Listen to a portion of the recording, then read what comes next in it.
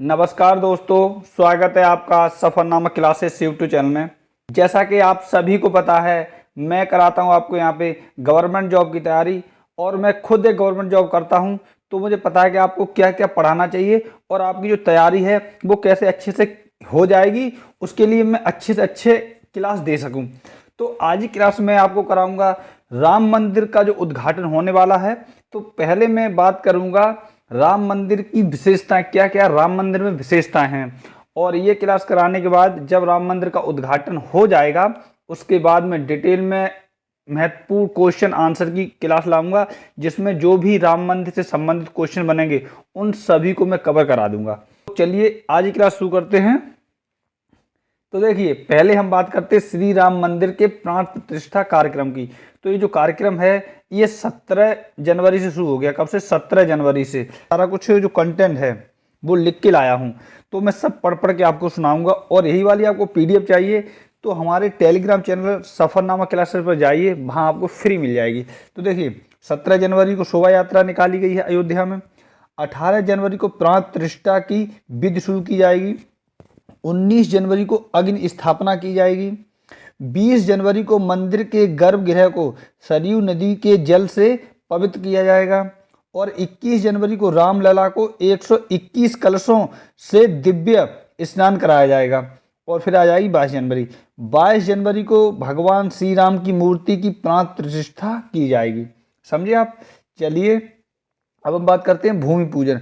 जो इसका भूमि पूजन हुआ था वो हुआ था 5 अगस्त 2020 को। कब हुआ था? 5 अगस्त 2020 को। और जो इसका राम मंदिर का डिसीजन आया था वो नवंबर को आया था और 2019 को आया था। ठीक है, डिसीजन आया था कोर्ट का, 5 जजों ने फैसला सुनाया था। और भूमि पूजन जो है वो 5 अगस्त 2020 को हुआ था।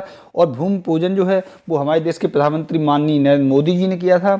और जो उद्घाटन की प्रस्तावित तिथि है वो 22 जनवरी 2024 रखी गई। कब? 22 जनवरी 2024। और श्री राम मंदिर की जो निर्माण शैली है वो नागर शैली है। और उत्तर भारत में आपको जितने भी मंदिर दिखेंगे वो सभी नागर शैली में होते हैं, और दक्षिण भारत के जो मंदिर है वो द्रविड़ शैली में होते हैं। चलिए अब हम बात करते हैं श्री राम मंदिर के प्राण प्रतिष्ठा के हवन में 5 लोग बैठेंगे। तो कौन कौन है वो 5 लोग? श्री नरेंद्र मोदी, प्रधानमंत्री भारत सरकार। दूसरे व्यक्ति हैं योगी आदित्यनाथ, मुख्यमंत्री उत्तर प्रदेश। तीसरे व्यक्ति हैं आनंदीबेन पटेल, राज्यपाल उत्तर प्रदेश। चौथे व्यक्ति हैं मोहन भागवत, आरएसएस प्रमुख। और 5वें व्यक्ति हैं नित्य गोपाल दास, ये राम जन्मभूमि न्यास के प्रमुख हैं। तो ये 5 लोग जो हवन होगा उस हवन में बैठेंगे। चलिए पूरी डिटेल में बात करूँ, एक एक पॉइंट आपको मतलब मैं कराऊंगा, कुछ भी छूटेगा नहीं यहाँ पे। तो देखिए यहाँ मैंने एक नोट करके लिख रखा है, श्री राम मंदिर प्राण प्रतिष्ठा कार्यक्रम में विशेष अतिथियों को बुलाने के लिए एक विशेष तरह का आमंत्रण कार्ड दिया गया है। इस कार्ड के जरिए राजनेता, बिजनेसमैन, अभिनेता और धार्मिक संतों आदि को बुलाया गया है, जो महान हस्तियां भारत की, तो उन लोगों को बुलाया गया है। और कम से कम मेरी नज़र में 500 से ज़्यादा लोगों को ये कार्ड दिया गया होगा, भारत के नामी ग्रामी जो लोग हैं, चाहे क्रिकेटर हों कोई भी हों। तो वो जो कार्ड है वो कुछ इस तरह का कार्ड है, आप देख सकते हैं। और इनमें 3 लिफाफे अंदर हैं, 3 अलग अलग चीज़ें दिखाई गई हैं, मैंने तो देखा है कार्ड। बात करते हैं श्री राम मंदिर का जो आकार है वो किस टाइप का है। तो देखिए कुल जो क्षेत्रफल है वो 70 एकड़ है, जिसमें से 70% जो क्षेत्र है वो हरित क्षेत्र है। ठीक है, हरियाली हमेशा बनी रहेगी।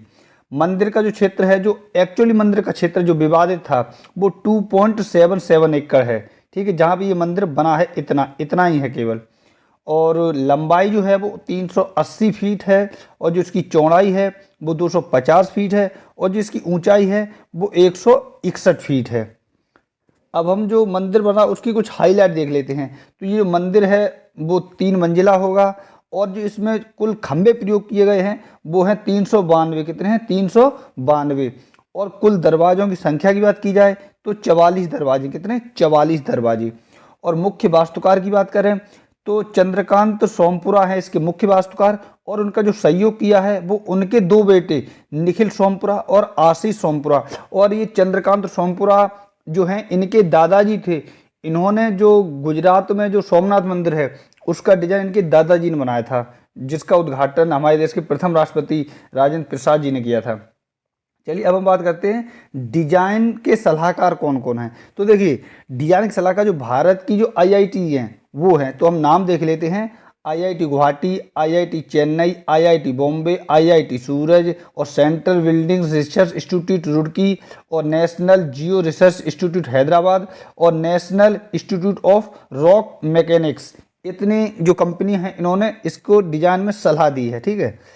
चलिए अब हम अगला पॉइंट देखते हैं। अगला पॉइंट है निर्माण करने वाली कंपनी का क्या नाम है। तो देखिए निर्माण करने वाली जो कंपनी है उसका नाम है L&T। L&T की जो फुल फॉर्म है वो है लार्सन एंड टर्बो। और परियोजना प्रबंधन जो कंपनी है उसका नाम है टाटा कंसल्टिंग इंजीनियर लिमिटेड, ठीक है। तो TCEL इस कंपनी का नाम है, टाटा कंपनी का। अब हम बात करते हैं प्रमुख मूर्तिकार कौन है। तो प्रमुख मूर्तिकार जो हैं वो हैं अरुण योगीरा, जो कि मैसूर से संबंधित हैं। और इनका जो सहयोग किया है वो किया गणेश भट्ट ने और सत्यनारायण पांडे ने। और जो ये अरुण योगीरा जी, ये आप फोटो देख सकते हैं, इन्होंने ही जो इंडिया गेट पे सुभाष चंद्र बोस की जो मूर्ति लगी है, प्रतिमा, ये देखिए आप यहाँ पे देख सकते हैं, वो भी इन्होंने ही बनाई है। चलिए अब हम बात करते हैं श्री राम मंदिर की नींव के बारे में कि इसमें क्या विशेषताएं हैं। तो चलिए डिटेल में जानते हैं। और अगर आप इस क्लास की पीडीएफ चाहते हैं तो ये हमने लिख रखा सफरनामा क्लासेस, टेलीग्राम पे जाइए, फ्री पीडीएफ प्राप्त करिए। मंदिर की नींव के निर्माण के लिए कृत्रिम चट्टान की तरह दिखने वाली रॉक कॉम्पैक्ट कंक्रीट की 14 मीटर मोटी परत का उपयोग किया गया है। चलिए अगला पॉइंट देखते हैं। अगला पॉइंट है जमीन की नमी से सुरक्षा के लिए ग्रेनाइट की 21 फुट ऊंचा चबूतरा बनाया गया। ग्रेनाइट का 21 फुट ऊंचा चबूतरा बनाया गया जिससे कि नमी न पहुंचे। अगला पॉइंट है राम मंदिर की नींव का गहरा आध्यात्मिक महत्व है क्योंकि इसे बनाने के लिए 2587 क्षेत्रों की पवित्र मिट्टी लाई गई है, जैसे झांसी, बिठूर, हल्दी घाटी, यमुनोत्री, चित्तौड़गढ़, स्वर्ण मंदिर और कई अन्य पवित्र स्थान भी शामिल हैं। और राम मंदिर के निर्माण में स्टील या लोहे के उपयोग से पूरी तरह परहेज किया गया। इसमें लोहे और स्टील का बिल्कुल भी उपयोग नहीं किया गया है। चलिए अगला पॉइंट देखते हैं। अगला पॉइंट है कि इसके निर्माण में जो भी ईंट लगी है उन सभी ईंट पर श्री राम लिखा गया। क्या श्री राम लिखा गया है, देखिए आप ये ईंट देख सकते हैं कितनी सुंदर है। अब हम वास्तुशिल्प के अन्य पहलू जानते हैं। तो देखिए मंदिर के ठीक नीचे जमीन से लगभग 2000 फीट नीचे एक टाइम कैप्सूल रखा गया है। कैप्सूल में एक तांबे की प्लेट है जिस पर राम मंदिर, भगवान राम और अयोध्या के संबंध में प्रासंगिक जानकारी अंकित की गई है। और इस तरह का होता है ये कुछ टाइम कैप्सूल। ये तभी रखा गया था जब मंदिर का वो किया गया था, शिलान्यास, ठीक है। चलिए अगला पॉइंट देखते हैं। इस टाइम कैप्सूल का उद्देश्य यह सुनिश्चित करना है कि मंदिर की पहचान समय के साथ बरकरार रहे ताकि भविष्य में इसे भुलाया ना जा सके। टाइम कैप्सूल इसलिए रखा जाता है कि भविष्य में कभी कोई सुनामी आ जाए, कुछ हो जाए, दुनिया तहस नहस हो जाए, लेकिन जब दूसरी पीढ़ी जब आए तो उसको ये कैप्सूल में तो उसे पता हो कि इस स्थान पर क्या था, ये किस नाम से जाना जाता था, ये सब चीज़ें। चलिए अब हम अगला पॉइंट देखते हैं। अगला पॉइंट है मंदिर एक भूकंप प्रतिरोधी संरचना है जिसकी आयु लगभग 2500 वर्ष है, यानी कि ये 2500 वर्षों तक मंदिर ऐसा ही बना रहेगा। अगला पॉइंट है मूर्तियां गंडकी नदी नेपाल से लाई गई हैं जो 60 मिलियन वर्ष पुरानी सालिग्राम चट्टानों से बनी हैं। और घंटा अष्टधातु जैसे सोना, चांदी, तांबा, जस्ता, सीसा, टिन, लोहा और पारा से बना है। और घंटे का जो वजन है वो 2100 किलोग्राम है। आप देख सकते हैं घंटे का वजन 2100 किलोग्राम है। और घंटी की जो आवाज़ है वो 15 किलोमीटर दूर तक सुनाई जा सकती है। कितने? 15 किलोमीटर दूर तक सुनी जा सकती है। चलिए अब हम देखते हैं श्री राम मंदिर की प्रमुख विशेषताएं। तो देखिए इसकी जो विशेषताएं तो उनके पॉइंट मैंने लिख रखे हैं। तो पहला पॉइंट है मंदिर में 3 मंजिलें होंगी और प्रत्येक मंजिल 20 फीट ऊंची होगी। और प्रत्येक मंजिल को भक्तों को भगवान राम की दिव्य यात्रा के विशेष चरणों का अनुभव देने के लिए डिजाइन किया गया है। चलिए और पॉइंट जान लेते हैं इसके बारे में। तो देखिए मंदिर के भूतल को भगवान राम के जन्म और बचपन की कहानी को दर्शाने के लिए डिजाइन किया गया है। और पहली मंजिल को भगवान राम के दरबार की तरह डिजाइन किया गया है। और प्रतिष्ठित मंदिर में कुल 5 मंडप यानी हॉल होंगे, मतलब 5 मंडप बनाए जा रहे हैं जिन्हें हम हॉल कहते हैं। तो देखिए इनमें से नृत्य मंडप, रंग मंडप, सभा मंडप, प्रार्थना मंडप और कीर्तन मंडप हैं। चलिए अब हम अगला पॉइंट देखते हैं। मंदिर में 392 खंबे और 44 दरवाजे हैं जिनमें से कुछ पर 100 किलो सोने का लेप लगाया गया है। आप देख सकते हैं दरवाजा है और इसमें सोने का लेप लगा दिया गया है। देख सकते हैं कितना सुंदर लग रहा है। अगला पॉइंट है मंदिर के मुख्य प्रवेश द्वार पर 32 सीढ़ियां चढ़नी होगी, जिसे सिंह द्वार कहा गया। क्या सिंह द्वार कहा गया। और इस पे 32 सीढ़ियां हैं और इसके अगल बगल दाएं बाएं ये देखिए भगवान हनुमान और ये गरुड़ की, सिंह की, हाथी की ये प्रतिमाएं उस पर लगी हुई हैं। और इस प्रवेश द्वार में रामायण के प्रमुख पात्रों की मूर्तियां और प्रतिमाओं का एक श्रृंखला है। मैंने आपको बताया, तो ये देखिए कितनी सुंदर सुंदर मूर्तियां लगी हुई हैं। चलिए अगला पॉइंट देखते हैं। पॉइंट है दिव्यांगजनों और वृद्धजनों के लिए रैंप और लिफ्ट का निर्माण भी किया गया है। अगला पॉइंट है मंदिर के खंभे और दीवारें देवी देवताओं की मूर्तियों के साथ साथ भारत के सदियों पुराने इतिहास को दर्शाती जटिल नक्काशी से सुसज्जित की गई हैं और पूरे परिक्रमा पथ पर पैदल मार्गों और स्तंभों पर वाल्मीकि रामायण की 100 घटनाओं को भी उकेरा गया है। आप ये देख सकते हैं, कुछ फोटो में लाया हूँ। चलिए अब हम बात करते हैं मंदिर परिसर की। तो देखिए मंदिर एक आयताकार परिसर की दीवार से घिरा हुआ है जिसे परकोटा कहा जाता है। आप देख सकते हैं स्वच्छा दीवार मान लें ये है, उसके बाद मतलब मंदिर बनाया गया और उस मंदिर में अन्य विशेषता मैंने आपको बता दी हैं। और इस दीवार की जो कुल लंबाई है वो 732 मीटर है और चौड़ा की बात की जाए तो कितनी 14 फीट चौड़ाई है। ठीक है, चलिए अब हम बात करते हैं मुख्य राम मंदिर के साथ साथ परिसर में जो अन्य धार्मिक संरचनाएं शामिल हैं उनके बारे में। परिसर के चारों कोने पर एक एक मंदिर बनाया गया है। ये जो मंदिर हैं वो देखिए सूर्य भगवान, देवी भगवती, गणेश भगवान और भगवान शिव को समर्पित है। इन चारों देवी देवताओं के जो मंदिर हैं वो मंदिर के एक एक कोने में बनाए गए, चारों कोने में। और उसके बाद एक विशेष बात एक और है यहाँ पे कि मंदिर परिसर की उत्तरी भुजा में मां अन्नपूर्णा का मंदिर और दक्षिणी भुजा में भगवान हनुमान का मंदिर है। उत्तरी भुजा जो है उस पर किसका मंदिर है, मां अन्नपूर्णा का, और दक्षिण भुजा पर भगवान हनुमान का। इस तरह से मंदिर परिसर में देवी देवताओं के जो मंदिर हैं वो 6 मंदिर हो गए हैं। अभी मैं आपको और इंटरेस्टिंग फैक्ट बताऊंगा। अगला पॉइंट है मंदिर के पास सीता कूप नामक एक ऐतिहासिक कुआं है जो प्राचीन काल से संबंधित है और अयोध्या में इसी सब के आसपास एक सीता रसोई नाम से एक सीता रसोई भी है।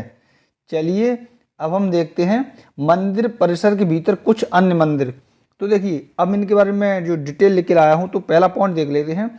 तो देखिए महर्षि वशिष्ठ, महर्षि वाल्मीकि, महर्षि विश्वामित्र, महर्षि अगस्त्य, निषाद राज और देवी अहिल्या और माता सबरी मंदिर बनाए जाएंगे। कहाँ बनाए जाएंगे, मंदिर परिसर में इन सभी के मंदिर बनाए जाएंगे।